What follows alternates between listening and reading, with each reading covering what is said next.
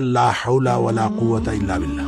इसको अगर 100 दफा कोई शख्स पढ़ ले, ला हौला वला कुव्वता इल्ला बिल्लाह। लेकिन पढ़ना कैसे है? पढ़ना इस तरह नहीं है कि आप बस पढ़ते जाए। ये है क्या? ला हौला वला कुव्वता इल्ला बिल्लाह असल में क्या है? हौल का माना भी कुव्वत है और कुव्वत का माना भी कुव्वत है। ला हौला वला कुव्वत, यूं कह लीजिए ना कोई इज्तिमाई ताकत, ना कोई इनफिरादी ताकत, इल्ला बिल्लाह, सिवाय अल्लाह के। ना गुनाह छोड़ने की ताकत, ना नेकी करने की ताकत, इल्ला बिल्लाह।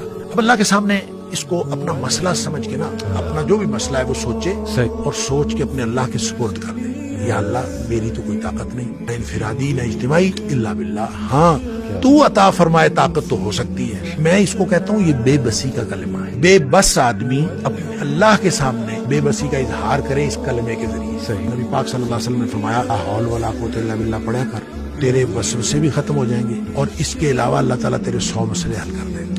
आप अंदाजा करें, एक शख्स के 100 मसले होते नहीं।